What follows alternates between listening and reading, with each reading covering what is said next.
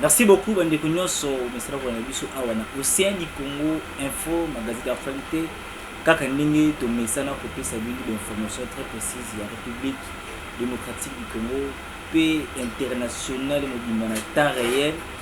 Awana Océan du Congo, info, isa magazine kaka moko nde ezula kabine ba invité du jour, ezula kabine ba lobeli na bino côté politique, côté ya société, ba pasteur, ba docteur, ba pesa ka mail na bango na makambo etali vie sociale ya peuple congolais.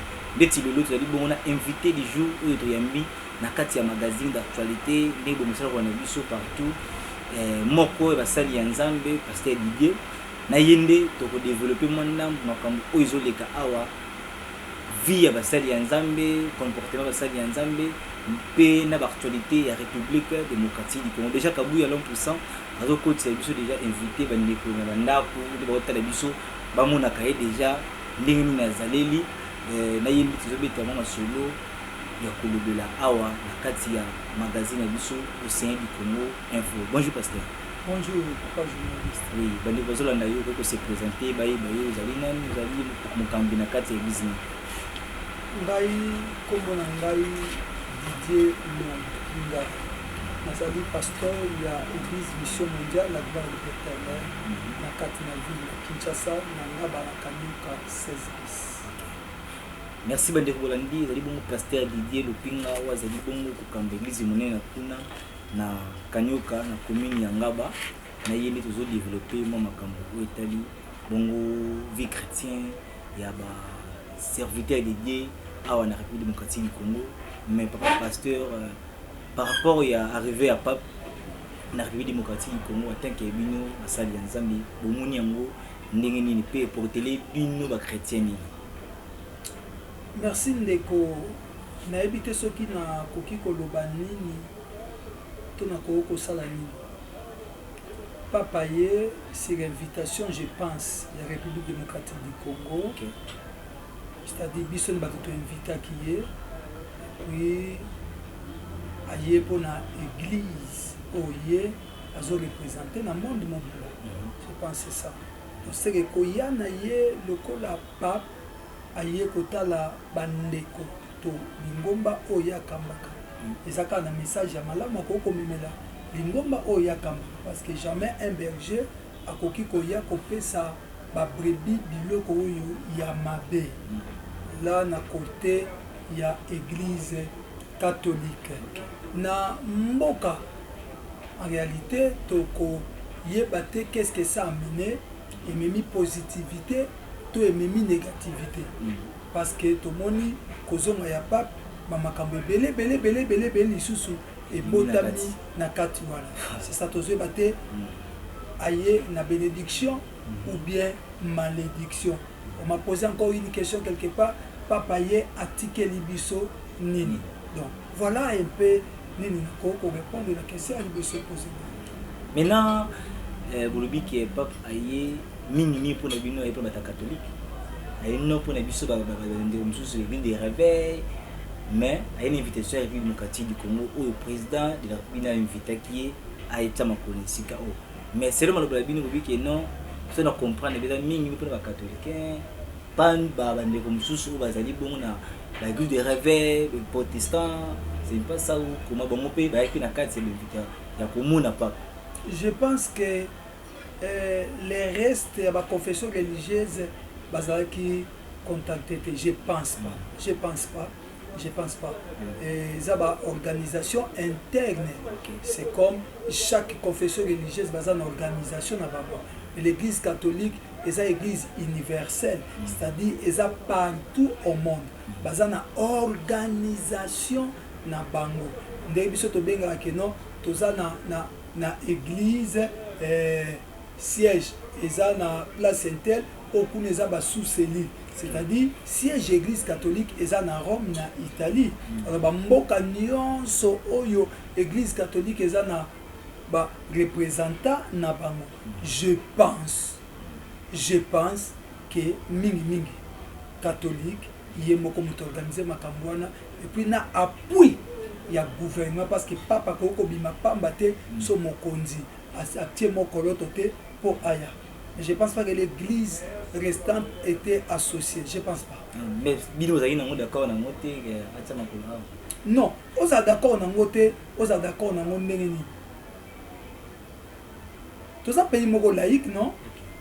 Tout ça pays laïque. Maintenant, ce fois que Congo, ils ont appartenu à l'église à réveil. Ils ont appartenu à l'islam. Mais Congo, c'est un pays laïque. Tout le monde a voué tes alliés. Tout le monde a sorti nyonso. Il y a l'église et bimanakati na mboka na biso.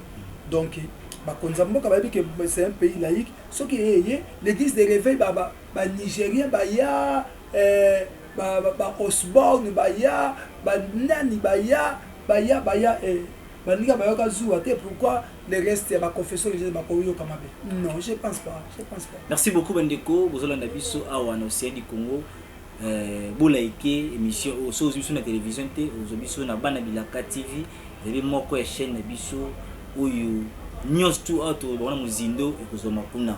Mais à la télévision tout ça pour asa invité to kata moi parti mais sur son mulai s'abonner na bande Bilaka TV kuna ne kozwa vraiment ba détails de ma sur la awa. Mais parce que tout que directement na sujet na biso elilo boba ki bien pe boyoka ki ya makambo amboko na avec pasteur Mukuna le bas qui n'a si bon message là. OK, c'est là où les bas blessent. C'est là où il y a les désordres. Tant que papa est son représentant ici c'est qui? C'est papa Mboko. Il y a des cardinaux. Donc azana na droit ya koloba oyo ye ako koloba. Ça quoi avec l'église des réveils? Formula bana batala. Vous comprenez? Discours il y a son excellence papa Amboko. Alobi makambo ye amonya ko koloba na ye. Voilà. Vous comprenez? Na Bible ndenge zana 66 livres. Bango nyonso baza batei me bango tout ba interprétable de monter. Chacun des a message na ndengo nzambe amemela ye. Ce qui papa Mboko amona yi ke message oh ye cardinal ko pese za ke ndenge situation Mboko ezali. Maintenant qu'est-ce que ça a fait l'église des réveils? Je sais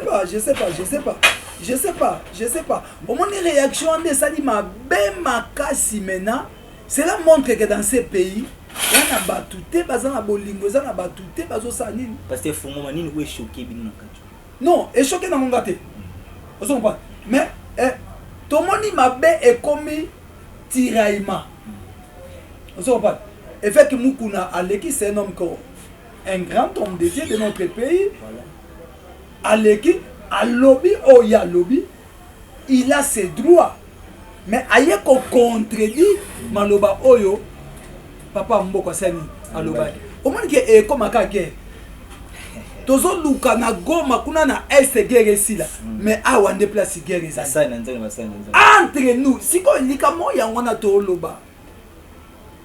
Likamu yangwana siko na kati na wana.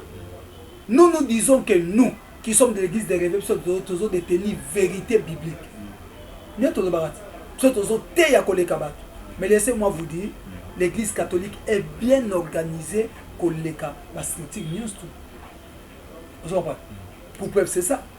Biso soto bi lelo mukonza mboka ayamba pasteur l'église des réveils. Au moins quelques têtes bazana. Hein? Bazui mbongo bakeli boso kwa nini? Pona mbongo ba weli bentere. Yango bilobi ce peuple mon nom de leurs lèvres mais leur cœur est éloigné de moi. Nazo mona utilité ya débat wana ezolekate. L'archevêque Mboko papa ya catholique alobi maloba oya zoloba selon ye amoni ke Mboko esani. Et simate trouble ezali batu ba na nzala alobi makambo ye à concevoir. Vous comprenez? Maintenant, église des réveils. Il y en a bien une église des réveils. Comment maintenant toye ba secret oyo eye banate évêque abimisi yango na TV ba makambu yazua. Au moins que etani ezoti a trouble entre pays na biso na église catholique. Ce qui président pe siko fachi soka lobi ke non na sepeli na amboko te atini maloba et papa ke ba longola amboko obe mamde ça siko trouble kota trouble ezokota siko tangu trouble ezokota ba bénéficier na bana on a aussi bien c'est la population na kata population nous avons des chrétiens nous avons des musulmans nous avons des catholiques.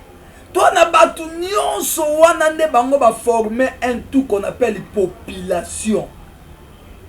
Osons pas. Tata soni na ba chrétien na lobi soni to sito zo ngona mboko na ndenge nyonso. Osons pas. Soni to sito zo onde makambona c'est vraiment une honte ya koyoka ke ba sali soi-disant entre guillemets basai na nzambe to comme on a échange de paroles. Moi je demanderai ceci, voilà. Je suis la voix des sans voix na ebite so batu bako yoka ngai au lieu to comme na makambu ya critique papa évêque au lieu to comme na ma critique papa mboko s'il y a un problème bible obi kutana ndeko na yo solo la na ye tout na pourquoi le baki message mais oui c'est pas bon moni biloko et kenza mboka libosote bato bakufi na est okasi bata catholique bate bato église de rêve bazate c'est pas ça et pour moni biloko ebetani ebota un tribal na kati na mboka na biso comment va tenir ba réfléchir ça ah lokola président Fachi na kati ya président je pense pas kaoza makambo président Fachi lokola za muluba muku na pas nani omoni guerre guerre ezaka na STT guerre ezaka na mitema na biso to lingani te c'est nous qui détruisons ces pays ce que pasteur na nyos to wana est-ce que ba chrétien le to ba na nzeba na confiance na bino ata mukete na biso na France na biso tu nangako na ngai ngaza ko milongola te ongaza malamu te osons pas le plus grand problème c'est quoi papa na ngai webi mboko lelo poto koma na ba makambo ezokende mabebu papa évêque tangwa yé na ba mupepe akina message ni retournons dans la parole de Dieu retournons nazo senga son excellence papa évêque mokunda OK libanda maloba tozana kati ya maloba papa mboko OK libanda maloba tozana kati ya maloba na kati ya maloba bible lobi na biso nini pour na bato bazotambwisa bato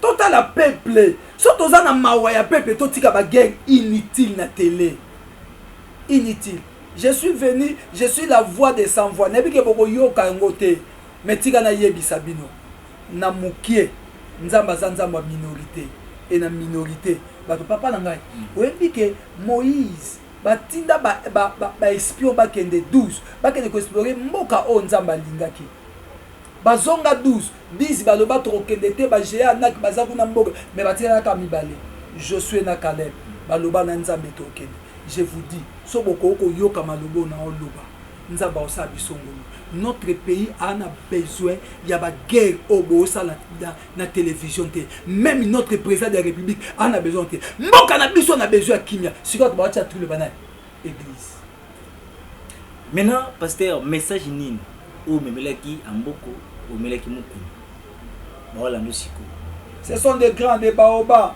quand mutu pambo ba yo kamande ba yo ko na télévision mais je leur parle du fond de mon cœur comme un enfant de Dieu qui n'a rien. Je suis une voix des sans voix. Laissons-nous en paix dans ces pays. Nous avons un message au Nzamba Pesanga. Yakoloba. Dans Ésaïe chapitre 69, verset 1er. Pour l'amour des Sion, je ne m'éterai pas. Bientôt, nyonso. Les lobos ont troublé. Mais que tina ba pasteur na kisha ses ater. Pasteur aza na valeur te.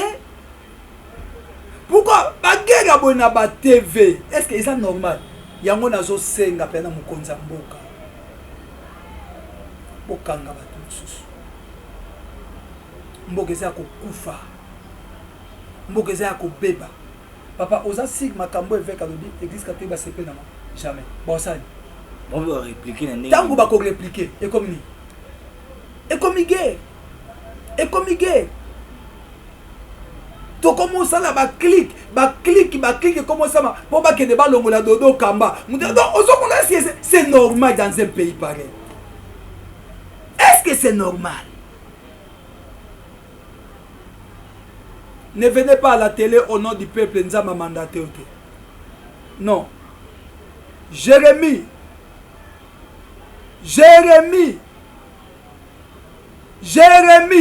Nzamba zokebi ça va faux pasteur. Dans Jérémie, chapitre 23, banda premier tina 41, Nzamba zokebi ça va faux pasteur. Est-ce que nde bozo le kabozo banda Nzamba to tina bino?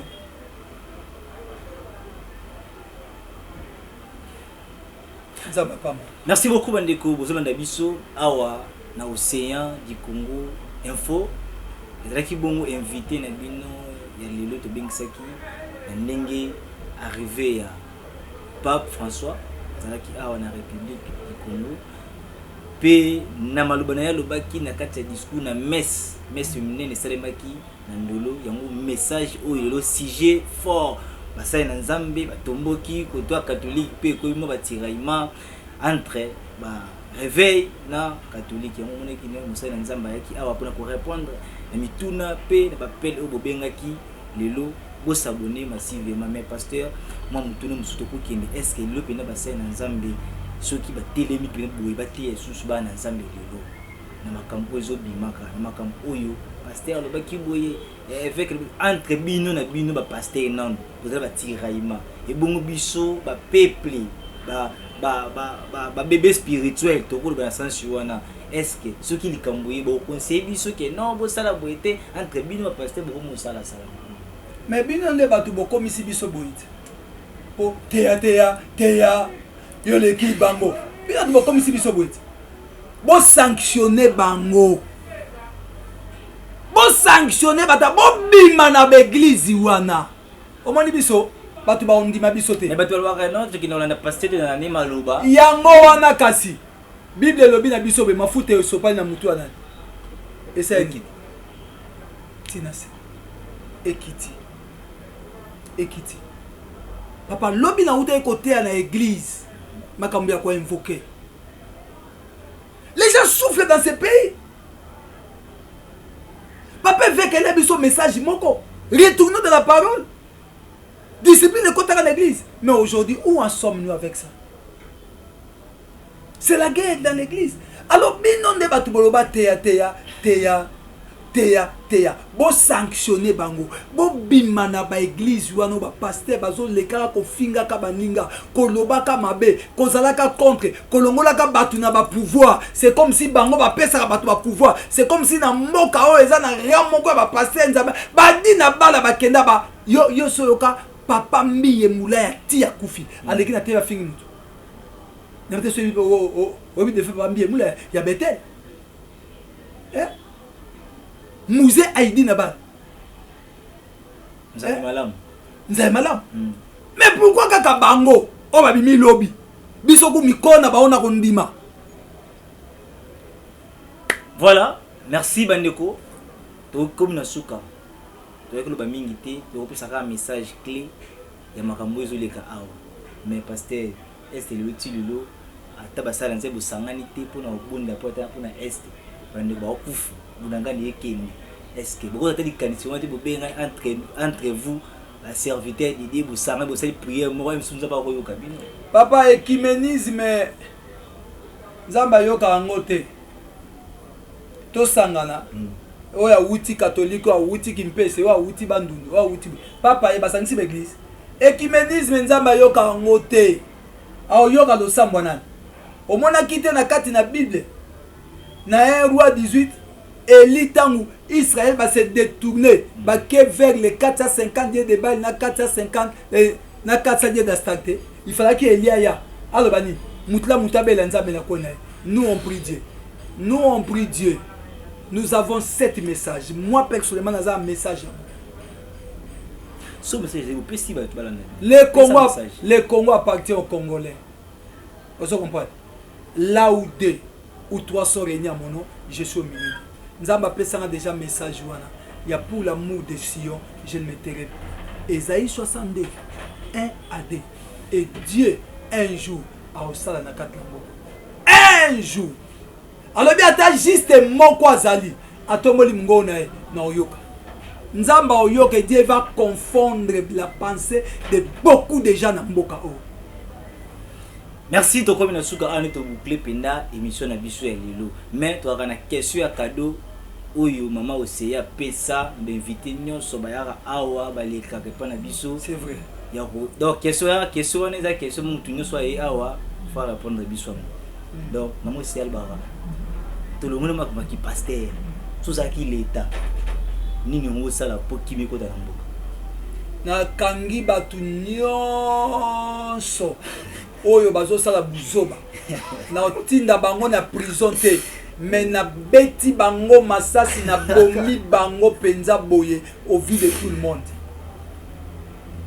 Nzamba pa na Oseya ko ba très quoi là. Likama ngai président de la République né na zabo. Buzoba ezo. Yo président l'état.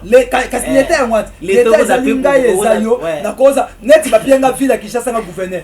Dans 2 jours ba olongola ngai. Po ba tout bazo bebisa mboka na otia bango boye. Na bengi ka mon général, to tie bango boye to beti bango masasi au vu de tout le monde. Voilà, merci. To clôturer. Merci na maman Oseya bisiko za ki wana ko coordonner émission. Mais malheureusement na olonga pasteur te. Voilà, donc comme la souka, merci pour papa Nebolanda Kibiso, merci na bandi monene ya Océan du Congo info madame Sarah Mwanza Ngombi motema ya grand monteur mi s'appelle Moïse Ngombi Sarah Mwanza. Donc mbote na ya ngwana e uti na régime mobimba ya Océan du Congo ba peso mbote pe merci mingi na famille Ilwa Mbo na mama Océan de la presse wazala kiwana partout pour nous coordonner kabu ya long puissant na sima caméra ngai na bino to comme na suka passer so ye banga to muto boaka église de so kombo église ya adresse église bozana mu pesa nazo pesa mama Oseya mbote mingi pona ndenge ya mbinga ina chaîne ye place za na coordination nzamba pambola ye. Je bénis toute la famille Lompinga, toute l'église de Dieu. Je bénis notre pays, le Congo démocratique. Nazo bénir mwana mwasi oazo sa malamu maître Ernestine Nyoka ya CPD, autorité morale ya parti na biso CPD. Nzambe apambola basai na nzambe nyonso. Je bénis ma famille et ma femme Maman Lili Lompinga, Papa Kapoluta, Lisette Nangola, Mireille Bambote toute l'église du Congo, tout le monde a distraction, tout ça est là. Kabuya retour au plateau.